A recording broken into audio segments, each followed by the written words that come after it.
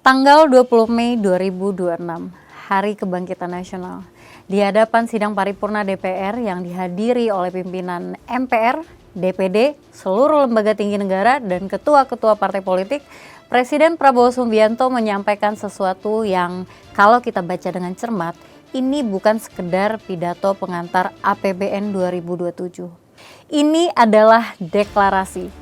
Deklarasi bahwa cara kita mengelola ekonomi selama puluhan tahun sudah salah jalan, dan bahwa negara ini dengan segala kekayaannya tidak akan pernah makmur, dan kekayaan negara kita tidak bisa dirasakan manfaatnya oleh masyarakat kecil kalau kita tidak berani menghadapi fakta bahwa pengelolaan ekonomi tidak pro rakyat. Dan di hari yang sama, pemerintah menerbitkan peraturan pemerintah mengenai tata kelola ekspor komoditas sumber daya alam. Aturan yang kalau kita pahami, implikasinya itu secara utuh akan mengubah posisi Indonesia di pasar komoditas global secara fundamental. Episode ini saya bedah pidato itu, kebijakan barunya, dan menurut saya paling penting tapi jarang dibahas, apa artinya bagi posisi geopolitik Indonesia ke depan. Mari mulai dari angka yang seharusnya membuat kita berhenti sejenak.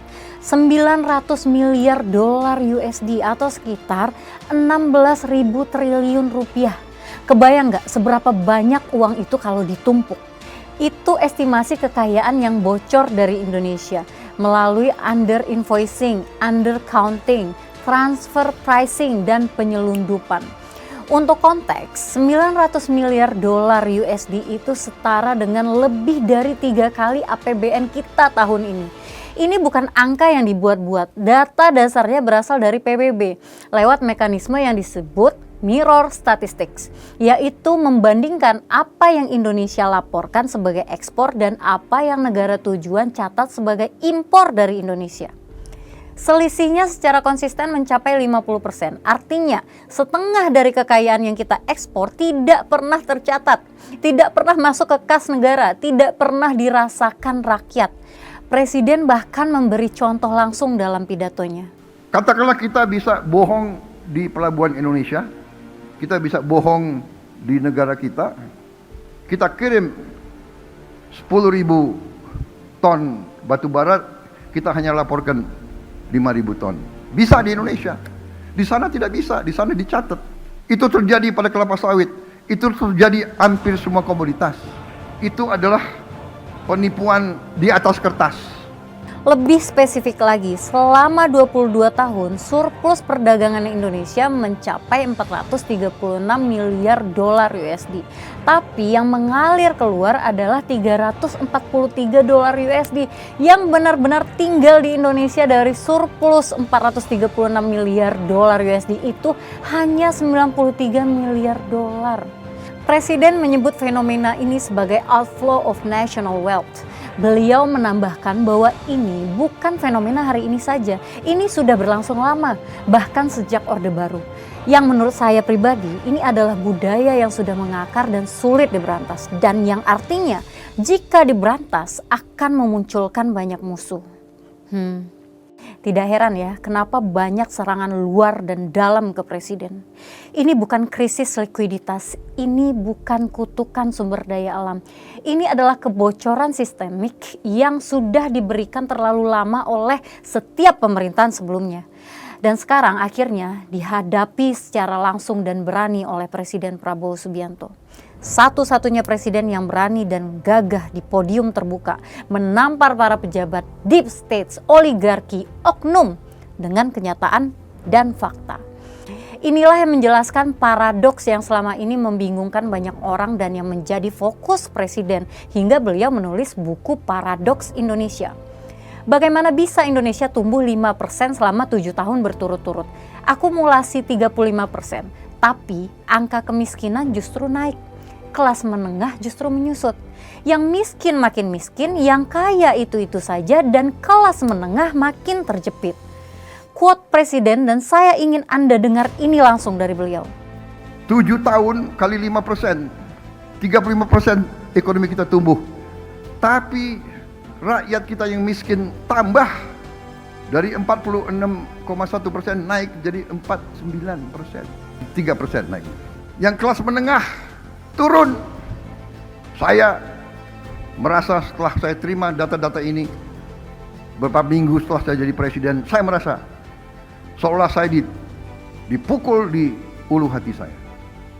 Jawabannya sederhana, sekaligus menyakitkan. Pertumbuhan itu dinikmati oleh segelintir orang, oknum, dan mengalir keluar Indonesia. Kita produksi, kita ekspor, tapi keuntungannya parkir di rekening luar negeri, di perusahaan-perusahaan cangkang, di yayasan-yayasan yang terdaftar di negara yurisdiksi pajak rendah. Dan untuk pertama kali dalam puluhan tahun, ada seorang presiden yang berani berdiri di hadapan seluruh kekuasaan negara ini dan mengatakan, ini harus dihentikan. Di bagian tengah pidato, Presiden Prabowo membacakan ulang seluruh 4 ayat pasal 33 Undang-Undang 1945 yang mungkin menurut saya sudah lama kita lupakan atau sengaja kita lupakan.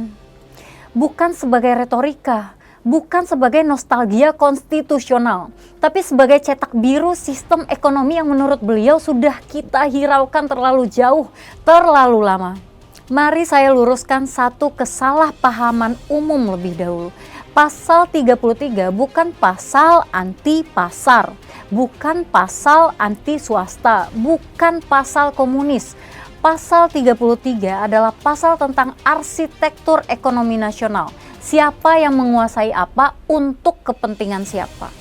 Komentar Presiden pada pasal ini sangat tajam. Tidak ada kata-kata asas-asas lain, asas kapitalisme, neoliberal, asas konglomerasi, asas yang kaya boleh kaya sekaya-kayanya dan yang miskin salahnya orang miskin. Itu bukan falsafah Pancasila. Ini bukan ideologi kiri ataupun kanan, ini adalah kontrak sosial yang sudah disepakati sejak Indonesia merdeka.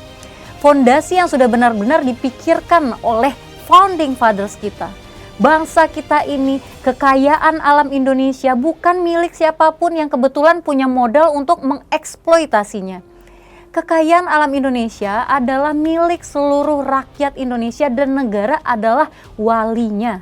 Pertanyaannya bukan apakah prinsip ini benar atau salah. Pertanyaannya adalah sejauh mana kita sudah menyimpang dari prinsip ini.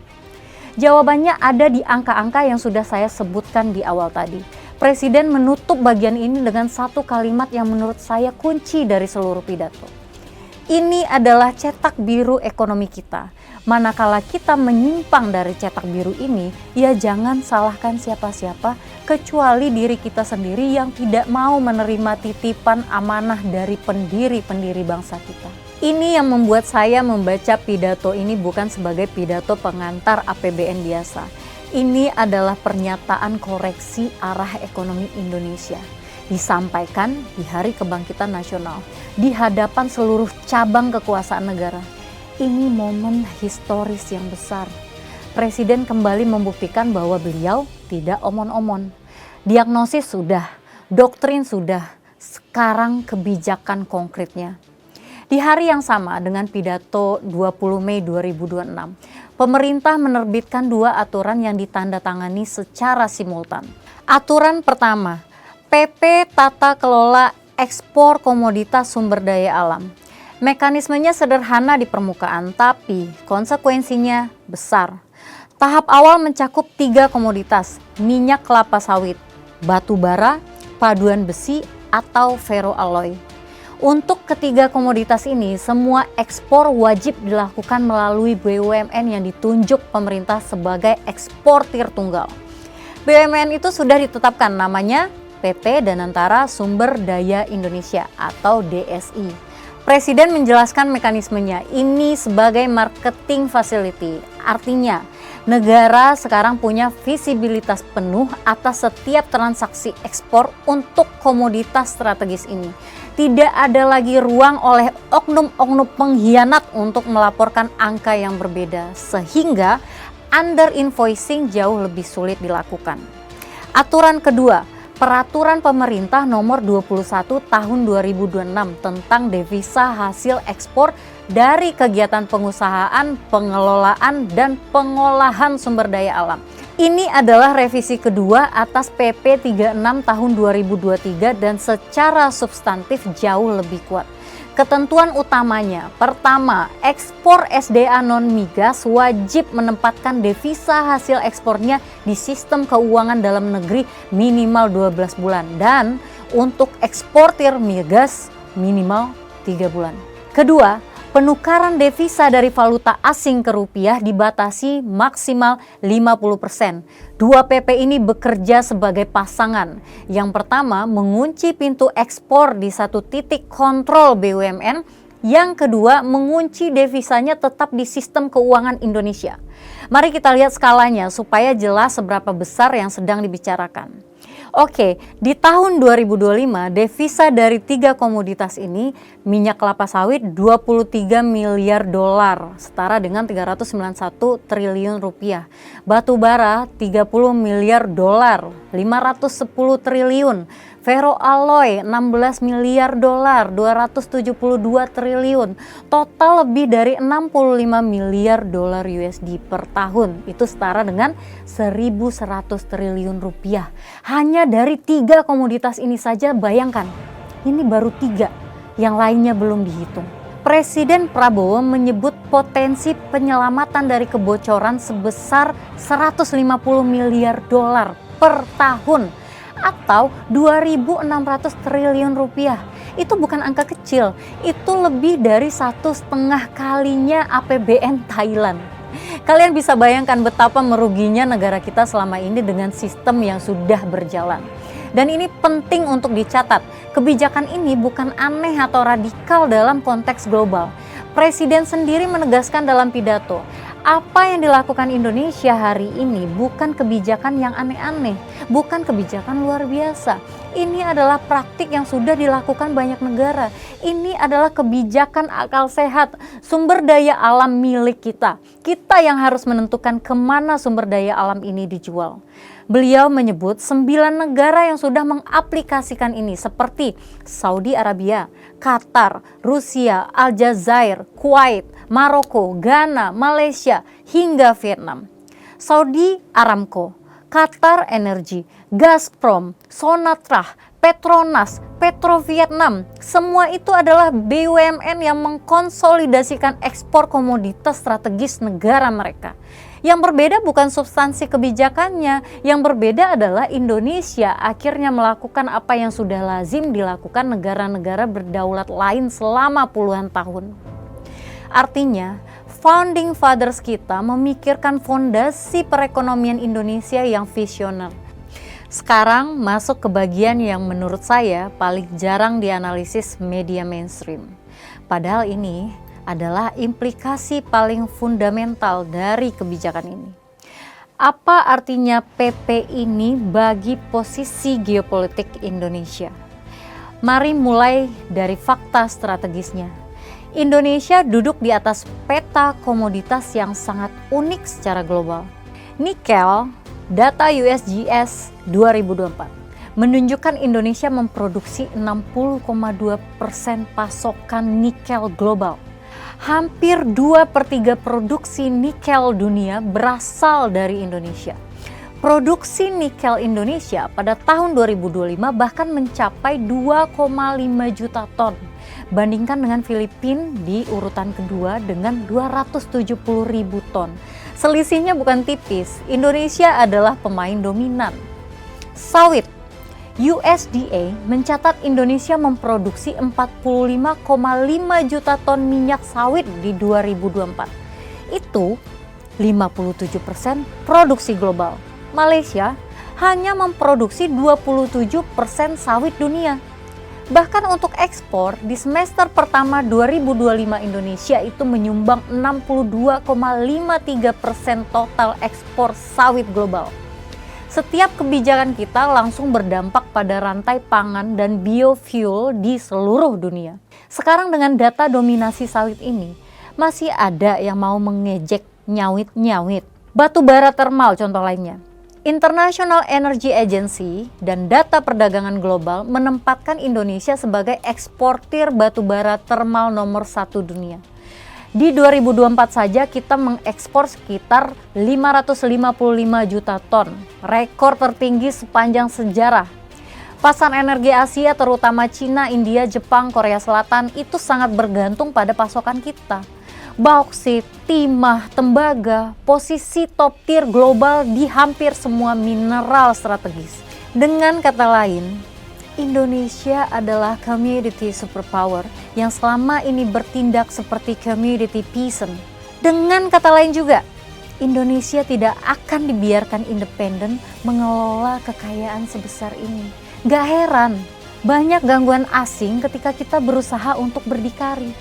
Selama puluhan tahun kita membiarkan harga komoditas kita ditentukan di bursa negara lain. Harga nikel ditentukan di London Metal Exchange, harga sawit acuannya di Rotterdam, harga batu bara mengacu pada indeks Newcastle Australia. Padahal komoditi ini kita kuasai. Kenapa harganya kita didikte? Presiden Prabowo mengatakan ini dengan sangat tajam dalam pidatonya. Saya kutip dua bagian, terutama tentang sawit. Beliau menyatakan, kita produsen kelapa sawit terbesar di dunia, tapi harga kelapa sawit ditentukan di negara lain. Saya tidak mau kelapa sawit kita harganya ditentukan oleh bangsa lain. Kita tentukan harga kita. Dan kalau mereka tidak mau beli pakai harga kita, ya tidak usah beli. Kita pakai kelapa sawit kita sendiri. Sementara tentang nikel, beliau mengatakan kenapa nikel kita ditentukan harganya oleh negara lain. Tidak boleh. Saya instruksikan kabinet saya rumuskan harga nikel, harga emas, harga semua tambang kita, harga semua komoditas harus ditentukan di negara kita sendiri. Dan satu lagi yang menurut saya kunci sikap geopolitiknya. Beliau mengatakan kalau mereka tidak mau beli ya tidak apa. Biar saja itu di bawah tanah untuk cucu kita nanti. Daripada kita menjualnya murah. Ini bukan retorika nasionalis sempit. Ini realisme geopolitik dari seorang pemimpin yang akhirnya mengangkat suara. Negara yang menguasai 60% pasokan nikel dunia seharusnya menentukan harga nikel. Bukan menerima harga dari negara yang bahkan tidak punya tambang nikel. Ibarat analogi presiden. Belanda menempati urutan tertinggi per kapita beratus-ratus tahun. Padahal dari barat ke timur, selatan ke utara, Belanda hanya kira-kira seluas Jawa Timur dan tidak ada sumber daya alamnya. Bahkan juga hampir tenggelam. Lagi-lagi kita diingatkan dengan buku Presiden Prabowo Subianto, Paradoks Indonesia. Mengapa kebijakan ini diambil sekarang dan kenapa ini sangat genting? Karena dunia sedang masuk fase great power competition yang semakin terbuka. Amerika dan Cina sedang merestrukturisasi rantai pasok global. Eropa sedang mencari de-risking dari ketergantungan mereka pada Cina. India sedang membangun industri baterai EV-nya sendiri. Dalam fase ini, komoditas adalah senjata. Siapa yang mengendalikan nikel, mengendalikan baterai kendaraan, listrik, dan transisi energi global. Dan siapa yang mengendalikan batu bara dan energi punya leverage di meja negosiasi keamanan energi Asia. Siapa yang mengendalikan kelapa sawit mengendalikan sebagian besar rantai pangan dan biofuel dunia. Indonesia duduk di atas itu semua, tapi sampai 20 Mei 2026 kita tidak berdaya. Sekarang dengan PP eksportir tunggal dan PP 21 tahun 2026, posisi tawar Indonesia berubah secara struktural. Pertama, Indonesia bisa setting harga, bukan menerima harga. Saat DSI jadi satu-satunya penjual sah untuk komoditas tertentu, BUMN itu punya posisi monopolistik di sisi penawaran. Pembeli harus negosiasi dengan satu pihak yang punya mandat negara. Itu mengubah dinamika market power yang selama puluhan tahun didominasi pembeli di luar negeri. Kedua, Indonesia bisa memilih siapa yang membeli dan dengan syarat apa. Konsentrasi ekspor di satu titik kontrol membuka opsi diplomatik. Kita bisa prioritaskan mitra strategis kita. Bisa kondisikan pembelian dengan transfer teknologi. Kita bisa minta investasi turunan di Indonesia sebagai bagian dari paket. Kita bahkan bisa menolak pembeli yang punya kepentingan bertentangan dengan kepentingan nasional kita. Dan yang ketiga, Indonesia bisa menghubungkan kebijakan ekspor dengan kepentingan strategis lainnya. Misal, pembelian batu bara dengan wajib menggunakan kapal Indonesia, pembelian nikel dengan kewajiban share teknologi pemurnian, pembelian sawit dengan kewajiban tidak menyalurkan ke pihak yang menggunakannya melawan kepentingan Indonesia. Ini yang dilakukan Saudi Arabia dengan Aramco selama puluhan tahun. Ini yang dilakukan Qatar dengan LNG-nya. Ini yang dilakukan Cina dengan rare earth elementnya. Ini yang sekarang mulai bisa dilakukan Indonesia. Ada satu fakta yang harus kita pahami untuk memahami urgensi kebijakan ini. Transisi energi global akan mengubah peta permintaan komoditas secara permanen dalam 10-15 tahun ke depan. Permintaan batu bara akan menurun, tapi permintaan nikel, bauksit, timah, dan mineral baterai akan melonjak. Sawit akan tetap punya posisi unik karena bisa untuk pangan, bisa juga untuk biofuel sekaligus. Negara yang sekarang masih punya leverage komoditas tradisional sambil mempersiapkan posisi di komoditas masa depan adalah negara yang akan dominan di abad ke-21. Indonesia dengan PP ini mulai membangun infrastruktur untuk leverage itu. Sebelum transisi terjadi sepenuhnya, sebelum jendela kesempatan menutup, ini timing yang sangat tepat dan penting didukung oleh masyarakat Indonesia. 20 Mei 2026 bukan tanggal biasa. Untuk pertama kalinya dalam puluhan tahun, ada presiden yang berani mengambil keputusan yang setiap pemimpin sebelumnya tidak berani mengeksekusi. Kembali ke Undang-Undang Dasar Nomor 33 Tahun 1945. PP 21 tahun 2026 dan PT Danantara Sumber Daya Indonesia bukan sekedar aturan baru. Itu adalah perubahan posisi Indonesia dari pasar komoditas global, dari price taker menjadi price maker, dari supplier pasif menjadi gatekeeper, dari korban kebocoran menjadi penjaga kekayaan sendiri. Negara ini tidak pernah miskin. Kita hanya tidak pernah serius menjaga kekayaan kita sendiri. Sekarang kita seriusi. Tugas kita sebagai warga negara berdiri di belakang langkah ini, kawal pelaksanaannya, dan pastikan momentum bersejarah ini tidak sia-sia. Kasih ulti dengan bukti.